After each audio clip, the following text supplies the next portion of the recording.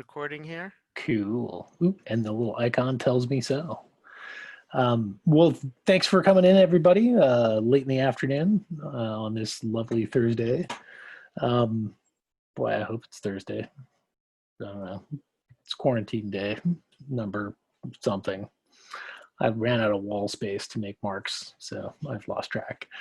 I'm your host, Andy Braden, with my faithful sidekick, Blackbeard, who has graciously agreed to be my moderator and helper of chats. So Michael will happily keep me focused on questions when I wander off the rosy path.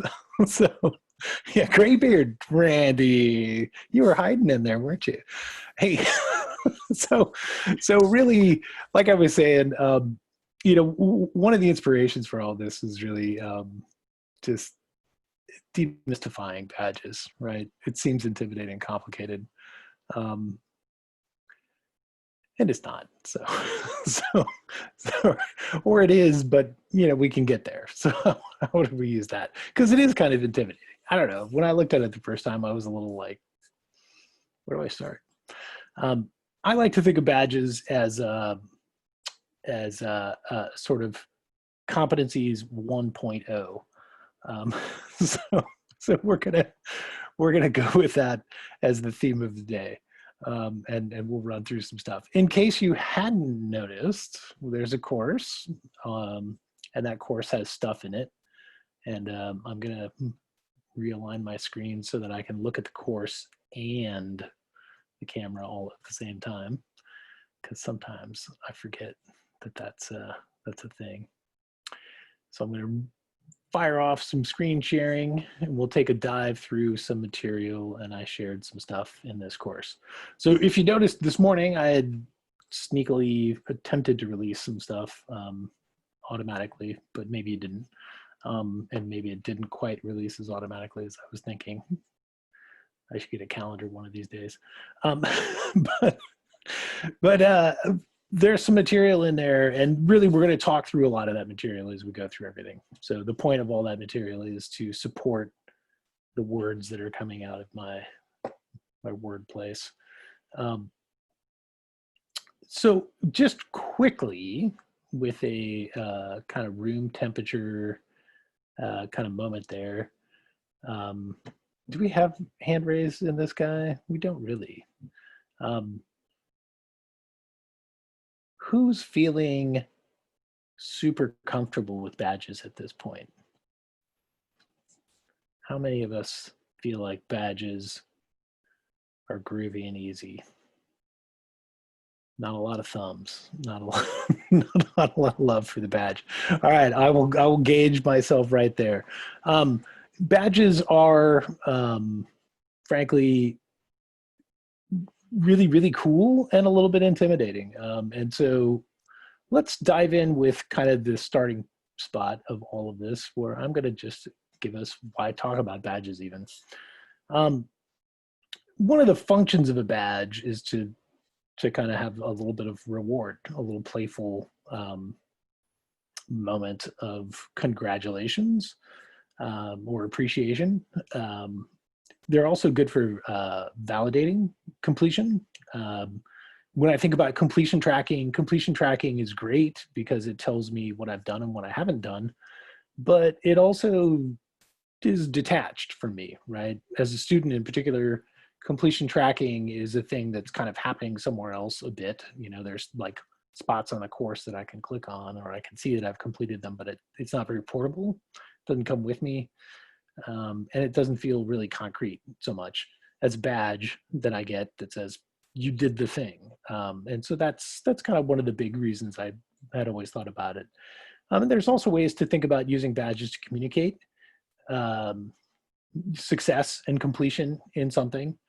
Can be messaged to a user directly through the use of a badge. They got a badge. The badge tells them that they finished the thing, that they succeeded in the thing, they got the thing.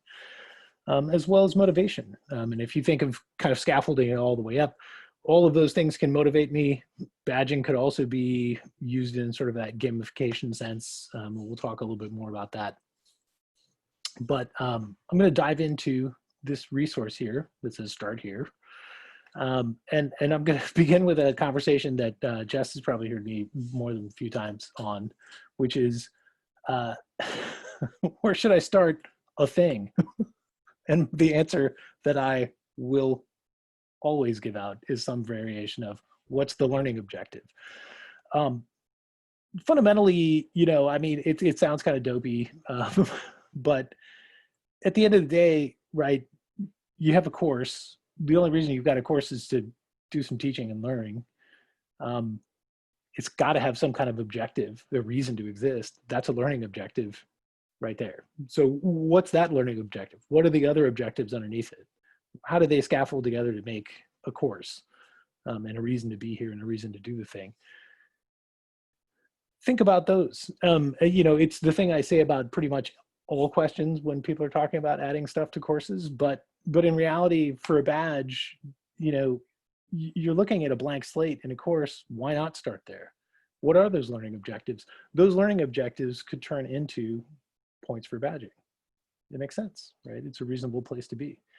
I have a little diatribe there about gamification. Why not just have badges because they're fun? Yeah, you can. You totally can. Don't let me stop you from doing that. But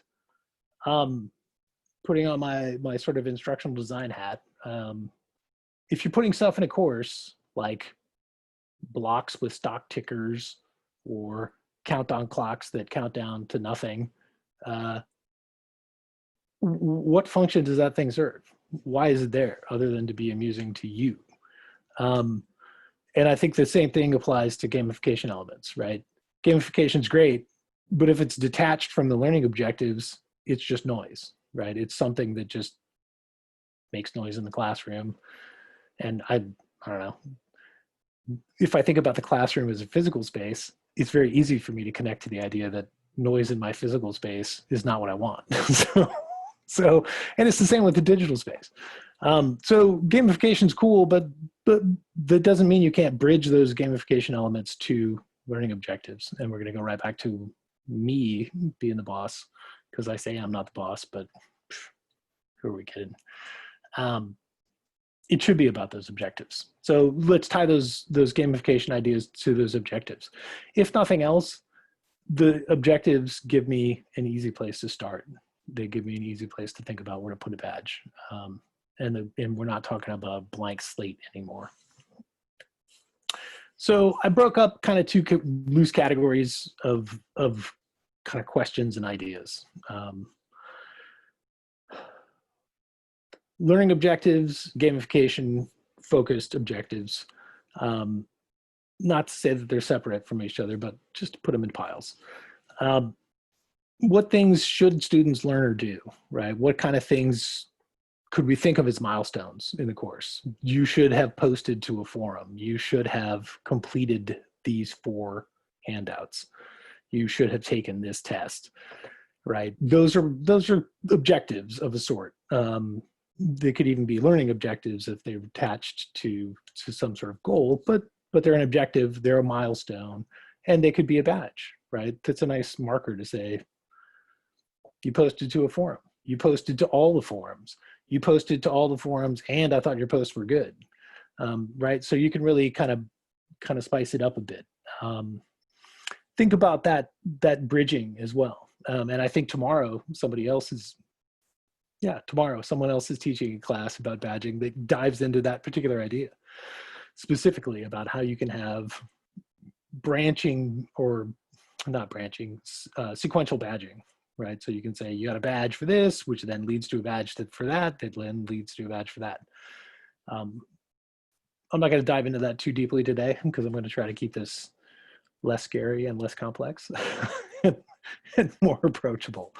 But if I have a list of objectives and milestones and things that could be accomplished in the course, those are great things to think about attaching a badge to. They make a moment, and especially, again, thinking about validating and communicating, letting students know that they've done a thing, that they've finished, letting students know that I know that they finished, right? I recognize your accomplishment. You could also think about competencies. Um, I think of competencies and badges as really puzzling why they weren't from the get-go together, but it's really great that they are together now. And what's cool about that is that they can feed each other. So if you have competencies, you're using competencies in your courses, those competencies can award badges automatically. So the badge can be like a manifestation of that competency. It can come and bring us that sort of applause moment, right? You did the thing. Here's the shiny badge that shows that you did the thing. It's a really cool idea. I'm going to guess broadly, very few people are using competencies. I no shame, no blame, but competencies require even more thought and more process and more building than even badges do. So it's reasonable to not really have unpacked that far, to be honest. But if you are using them, it's awesome. So thinking about gamification, that word can mean millions of things. I understand. I pick on it for that very reason in many ways. But let's think about it in terms of badging. Gamification can be about bragging rights, completionism, finding prizes, right? Special moments, special things that I got. And again, that doesn't mean that they have to be sort of separate and disjointed from the learning objectives of the course. It means that they can be all packaged together. Completionism is an easy concept for sort of badging. You did everything, you get a badge, right? If I think about playing, one of my games on Steam, right? What's one of the hooks that Steam tries to use is they give you badges, you get awards. A lot of the games have them buried inside themselves as well, right?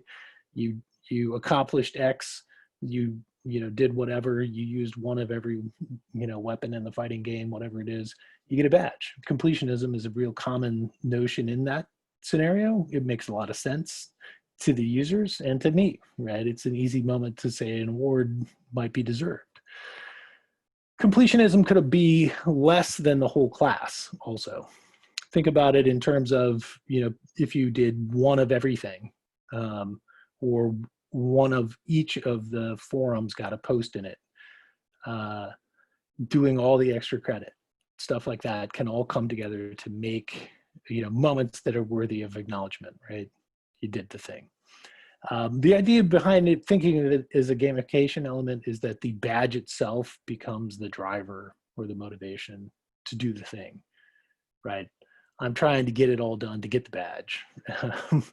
So, and it makes badges about a thing that goes beyond just what's obligatory in the course, right? So don't make it about a thing that everybody has to do. Make it about a thing that everybody could do more, and use that notion of gamification and the badge to encourage them to do the more.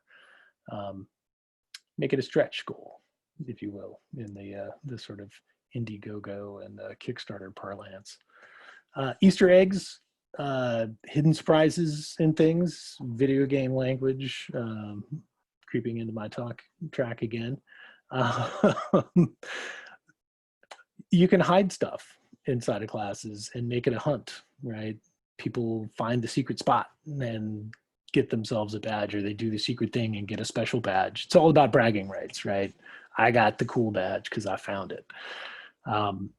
It's competition in a sense, but you can make a competition that's fun. Hide an activity, make it visible through some secret path, make it so that people who find a thing by a particular date get a badge. There's all kinds of options in there. And they all, again, it's just there to try to kind of make it a little bit fun, but also try to tie it back to some goal. If I'm looking at the material hard enough and I find the thing, then I'm going to get an Easter egg badge out of it. hopefully it's trying to encourage me to pay more attention to the content instead of just open things up, gloss over them, and move on. Any questions about all of that stuff? I saw a couple questions pop up, but I didn't, I lost my chat pin. So there was not so much questions, but comments. One person Cool. was commenting about the dopamine hit that from these achieving these things like a badge. And then I think Yeah. Randy was tying it back into competencies. Competencies. I love competencies. You should never be sorry about loving competencies. Thank you, Andy. I feel validated. Awesome. My No, function in life, if you didn't know the rest of the audience, is that my goal is to continuously validate Randy because thanks. Randy's worthy of validation. Well, thank you, Andy. Well, I have to say, I'm in the middle of a very large competency thing where we're rolling out a very large set of standards. And we've mixed those with badges in different kinds of very interesting ways. So since most faculty don't know anything about either, we approach them in very different ways. It's sort of like your competency, your standards, but your badges reinforce them, but they're not limited by them. Yeah, exactly. And in a way, to conceptualize it almost is exactly in the words you used, right? Competencies are about evidentiary and accreditation level support. And badges could be thought of as the user experience validation of those sort of more institutional feeling goals. Yeah, exactly. Sort of like competencies must be structured, but badges can follow the structure or not if you need them not to. So if you've got an ad hoc thing where a badge will fit, go for it, do it, put it in there, you know, and as long as it's supported, competencies like we teach it as we've been teaching this as a teaching goal. Your competencies align, so your course is looking good. If you've missed a competency in your course, why? Where is it? Yeah. If there's extra stuff, is that okay? Now, if you've got cool extra stuff, maybe a badge is the appropriate thing in that point in the course to keep them going between the competency awarding. Right. That's awesome. That's how we think about it. Yeah, it's been a great project. Yeah. That's so good. Well, and it's such a great conceptualization of competencies. They're the objectives. And so, right, if you've got objectives that aren't covered, something sounds like it's missing.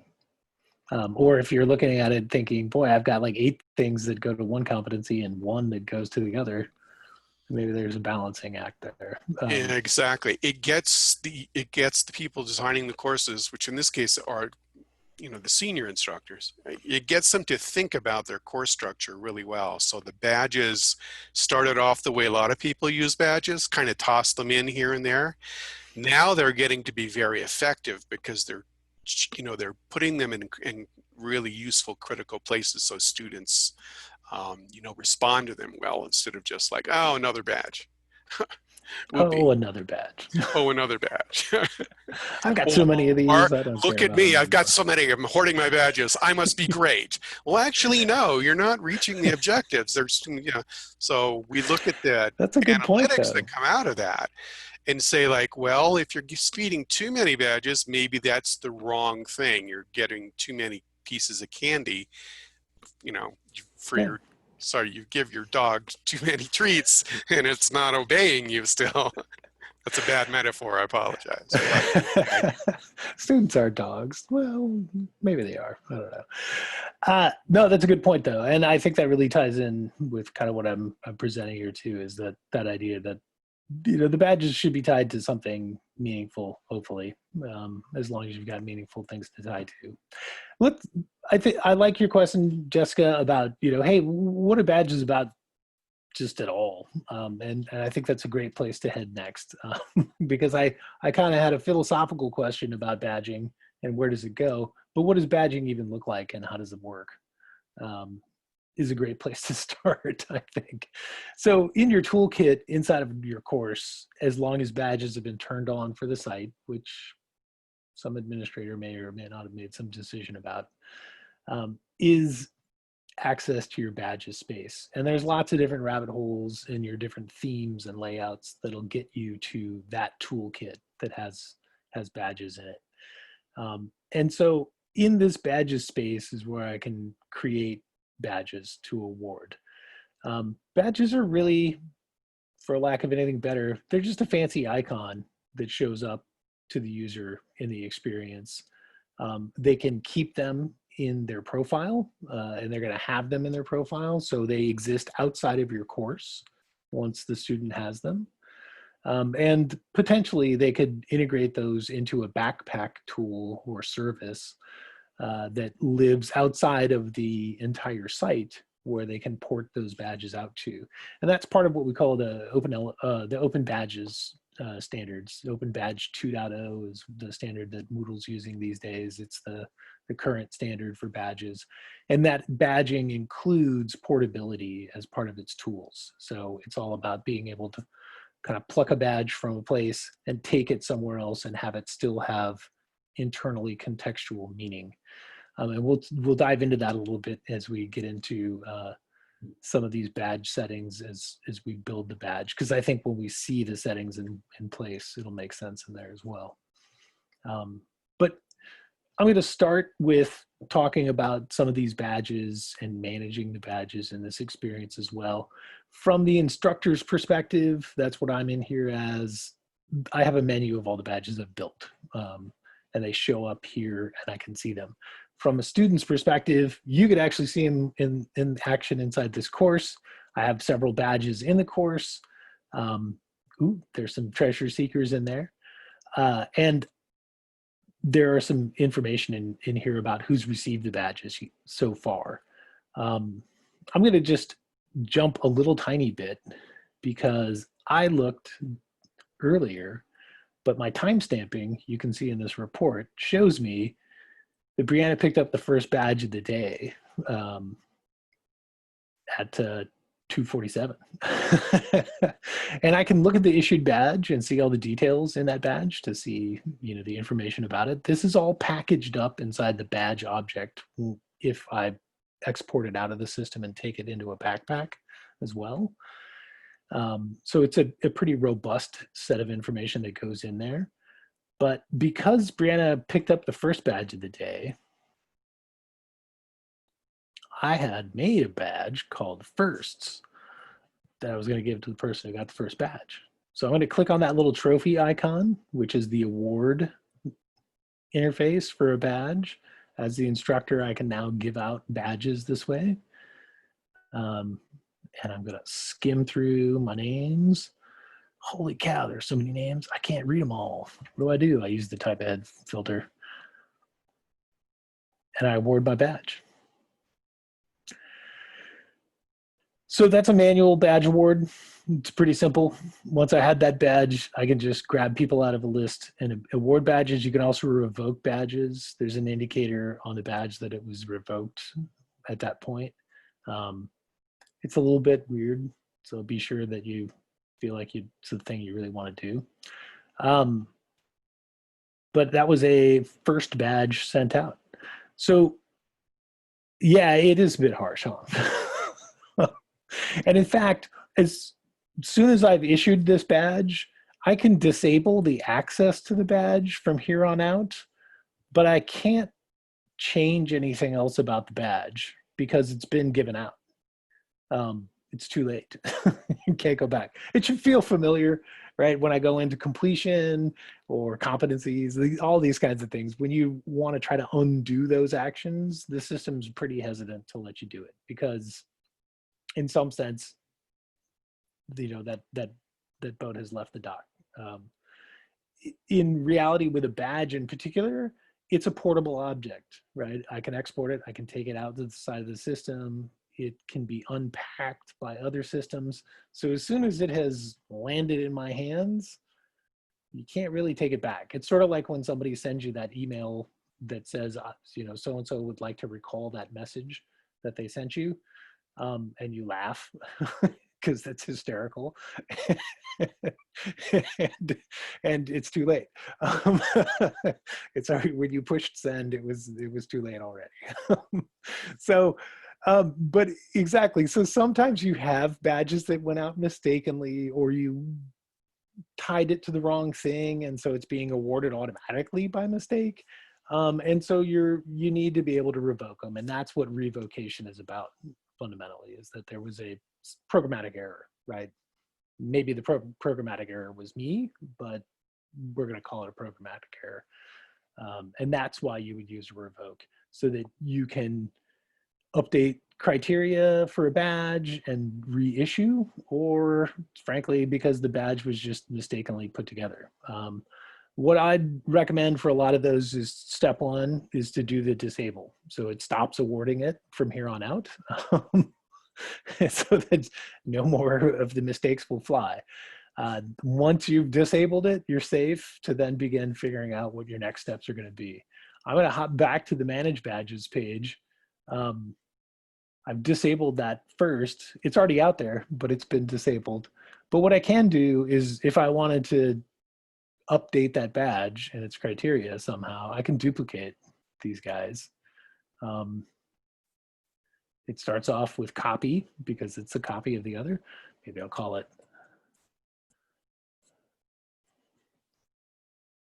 I could call it something new, or I could call it a new version of the existing badge, whatever I want to do there.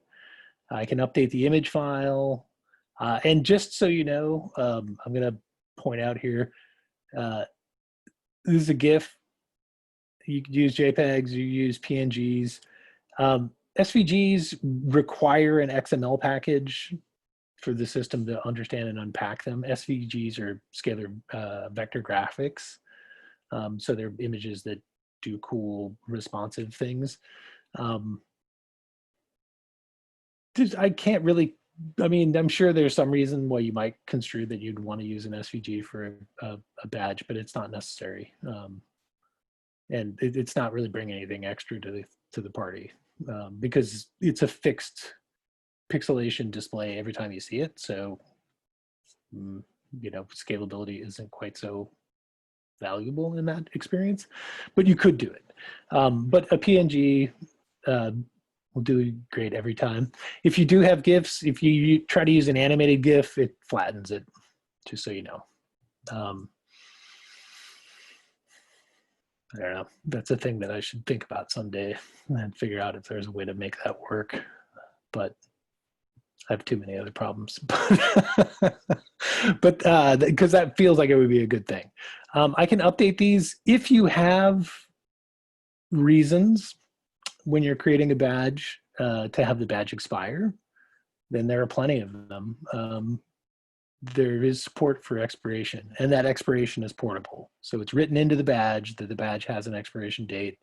Any system that you put the badge into sees the expiration date and will honor the expiration date. It's part of the package of the badge object. It can be a relative date from the date of issue or a fixed date on the calendar.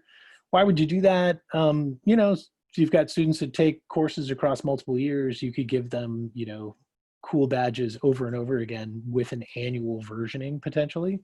But there's also the question of, if particularly when the badge is representative of something like an accomplishment or a competency, those can also have very reasonable senses of expiration to them. You did this 1 year ago, so it's no longer valid anymore. And that is a really cool thing.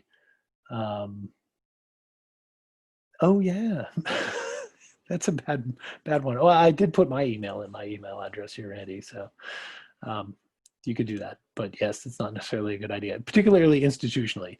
To be totally honest with you, that is a setting that can be set from the server side, the server top, the issuer.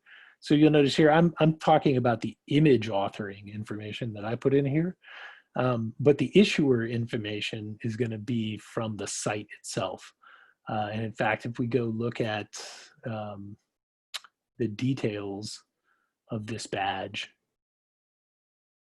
it should be in there. Oh no. I think we have to look at the completed badge when it's done. But there's issuer information that's distributed by the site administrator's settings on the site level. So the institution's name and an institutional formal contact email address should be inserted into every badge that you make from the admin's perspective, so that there's always a central authority for that information. Yeah. So yeah, there's lots of easy ways to make crazy mistakes when you're making badges. I recommend practicing in a course that doesn't have people for a while until you feel like you know what you're doing, because it does. There's a lot of weird little settings in here, and there are a lot of places for information to kind of get stuck. Let's think about criteria next. In fact, it inherited the criteria that I'd already left it with when I made the copy of this badge. That's fine, but I'm going to delete that criteria because the badge hasn't been activated and hasn't been used yet. I can still modify the criteria. Again, as soon as people start getting this badge, that locks up. You can look at it, but you can't change it. Criteria, activity completion, competency award, the awarding of other badges. You could make a recursive badge experience. You get a badge for getting a badge that then gives you a badge, that then gives you a badge, that then gives you a badge. You can have fun with it. But there are actually legitimate reasons why you might make badges trigger badges, in particular with combinations of badges. So again, there's a session tomorrow where folks are talking about that. Yeah, in fact, Joanne, I've got some reference material inside the course that I point to, and I'll talk about that in just a couple minutes as well. As far as having good free use rights material out there. It's hard sometimes to find good things, but I'll point you to a couple of sites that I like. Issue by role is what I used to manually issue the first award in my class. Course completion is another possibility, another viable action. I can require a grade within a particular date window, for example. We don't have any grades in this course, so no one would get that badge. You can also customize the messaging that goes with the badge award, and you say messaging, and I say, yeah, that's right, check it out. I get notifications for badges that I've earned. So does everybody else when they get them. It's just picking up the default from the language pack in this space. So it's just saying, here's some strings, and it puts the badge name in there along with a link to the manage badge page so people can go look at their badges. I can also say that I want to get some kind of digest of these to me, the creator of the badge. So I want to know that people have had badges awarded. Use sparingly, obviously. I mean, I don't know, maybe you love lots of email and you're totally into it, but I get enough email. So I usually say, nah, that's okay. I'll come look at a report when I feel like it. There's plenty of reasons to get notifications about it. Just think about the number of emails you're going to get and think about using those digests. Those digests as opposed to every time, right? If I got 12 badges and I got 60 students, that's a fire hose of notifications. So, hey, look at that. I could get weekly digests. Thanks. That sounds great. Let me know. Let me know about that. Obviously, endorsement is one of those settings that Jess was talking about in the beginning that's new-ish. Endorsements is a way to tie this badge to stuff outside the system that think competencies, right? This badge is representative of some sort of more concrete accomplishment that is tied to some external authority. Really, I think of this when I talk to people that are running corporate like HR trainings, not necessarily anybody else, but there are ways that it may come into play, particularly if I think of, like the work the OPI does. You may, in fact, want to do some endorsement ties. It's complicated, not really, but kind of. You need to know a lot of information about the authority system to be able to provide that information from the authority system into the authority space for the badge. But it all ties it together again. So typically, for most of us, most always, we're not going to do anything with this page. For those of us that have some interesting scenarios and challenges around, having badges represent things in the world outside of your Moodle site, that may really come into play for you.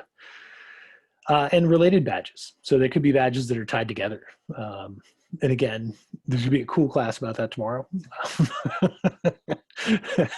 I'm not doing that class, but someone else is doing it. I saw that they were picking that up. And I was like, cool, I'll let you just run with that, my friend. Because that's a lot more, it's interesting stuff, and it makes things a lot more complex. You can also conceptually align badges against skills and standards. You'd have to create them, and then you kind of make a library of them. It's essentially a library of tags. All of this content, all of these extra spaces of, say, certification or alignments to external sources, even the related badges information is all packaged up in the badge object when you make it the badge.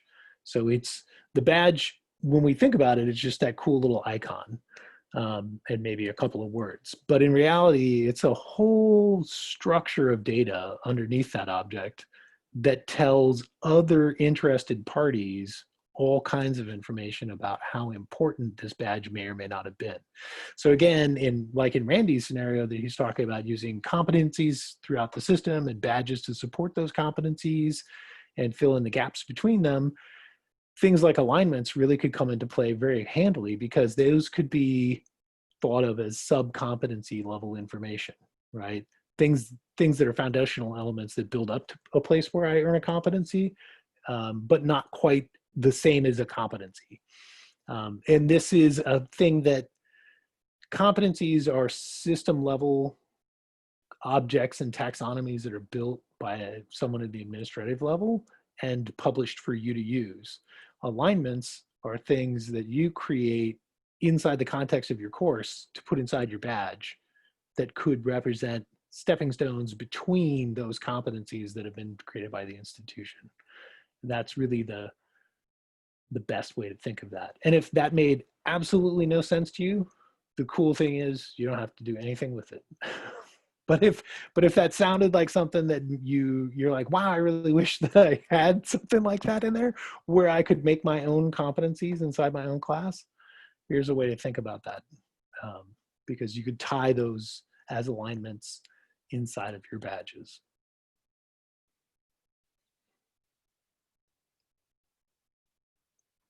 That was lots of words, and a few good questions. Yeah, Jess, I'm sure we could have a call like 2 weeks from now and talk for an hour about it, about how you guys could use this. So I'm going to just delete that copy. When you do your deletions, it's almost like I sort of like invented a thing here, right? When you do deletions, you can delete and keep the badges that you've awarded, or you can delete and revoke those badges, right? Get rid of the badges. I'm going to delete and remove because honestly, I didn't award it to anybody, so why not? So that's thinking about badges as a kind of creation workflow up here. Let's think about creation as kind of a process specifically. I wrote a little walkthrough document. It's not the best, but it's I try to strike a balance between giving you guidance and not beating anything to death. For me, right, mentally, the first step is identifying the things I want to put badges on. The second step is finding, repurposing, creating the icons that I want to use for badges, because I can't save a badge until it has an icon. So I may as well get the icons in place and then start making the badges. Where do you go to get those? There's some great suggestions that were in the threads. Canva, I think, is supreme in there as a great suggestion. It's got some fabulous iconography that's available to be used without rights, attribution type stuff. Pixabay is also one of my faves for finding stuff that can be used without attribution. It's more banner image heavy than icon heavy, but there are some icons that are available from Pixabay, and they're quite easy and nice to use. And again, no attribution required. There are other tools out there as well, and I've made a list out of them in the resources. Let's just take a quick peek at that. I didn't, it's by no means comprehensive, but the Noun project is one of the tools that I've really enjoyed using in the past. They have attribution if you use the free stuff, or you can buy, essentially pay the author a fee to use it without attribution. And then when you use the without attribution mode, you also can change the colors and some other dynamics about the image right in the interface. Yeah, it's totally worth every penny of the membership. You really can't go wrong. I think it's like 30 or 40 bucks a year. Although they have educational pricing that's probably half of that available if you type in, hey, I'm a teacher at such and such place. They'll give you a discount. I'm not privy to that discount, so yeah. But yeah, it's absolutely, the iconography is beautiful. It's easy to use. It has a plug-in into stuff like PowerPoint and Google Slides, so you can. Oh, look at that! I forgot to turn that fill light on. So you can use it directly inside of like other authoring content tools as well. So you can just slurp those icons in. I think I've got it tied to my Google Slides, where I pull icons into my slide deck. But there's just tons of great stuff in there. Like you're cooking now. So, oh look, I didn't remember the last time I was in here, I was playing with some colors. So, yeah, it's there's a lot of good stuff out there. Pixabay is really probably your best spot for I don't want to pay any money, and then it bridges up from there. Canva is a really good resource. Noun Project is, I think, a fantastic resource, very focused on iconography, which makes it really kind of appealing for this kind of work. Yeah, and it's a great project, so it's worth spending a few bucks on. Any questions on that stuff? I know we've had some good chats in here. Yeah, the chat was real helpful. I didn't have to bust in and do much because other people were jumping in and answering questions and supplying good comments. So it's like people are paying attention. Look, there's the hidden treasure. I noticed that at least 17 people found it already. So in case you haven't found it, it's linked in there somewhere. I use a lot of different drawing tools, and I do lots of weird things with those drawing tools. But I've sort of settled on Snagit, mostly because I'm comfortable with using it, so it's easy for me. Is it the best tool out there? I like it. There's tools like GIMP, which are free to use, authoring tools for doing image manipulation. It's a big hammer to bring to this job, but it's a nice one. So what's really cool with tools like GIMP is that it mirrors, Illustrator, Photoshop type functionalities where I can separate objects into multi-layers and manipulate layers, do some really nice work. I don't ever put that much effort into my badges, so I don't ever break out that tool for my badging.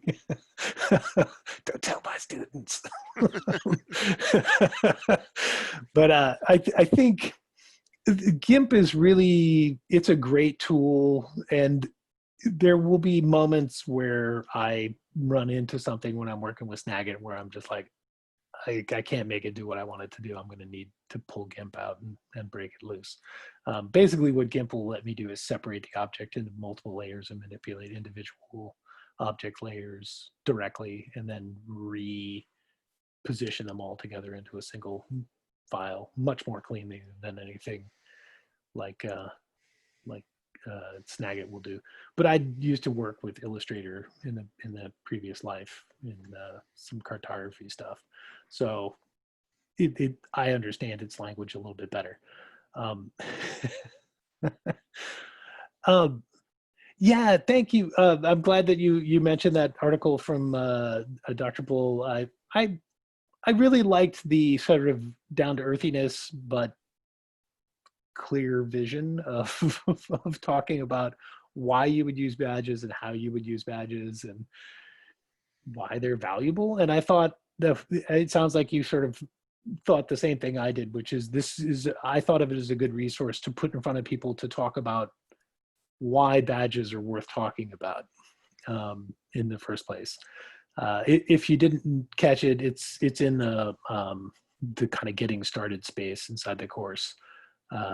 There's just a link to that article somewhere in here. Or no, actually, maybe it's in the resources. It is in the resources, huh? Yeah, I moved it. Yay. It's just an article that talks about the value of using badges in a kind of easy to consume sort of way. And I think sometimes badges, because they seem cute and fun and gamey, get a little bit overlooked. Yeah, I understand. I will add one way where they're not cute and gamey is people that use badges as the equivalent of certificates. Yeah, good point. Badges are not certificates. I mean, it's really kind of amazing how many features inside of a badge can seem like a certificate, including, using like blockchain authorities inside of it to create signatures and authentication, but they're not the same thing as a certificate. They're more milestones than accomplishment, is if that makes sense in language. But it's, yeah, I'll just say awesome note.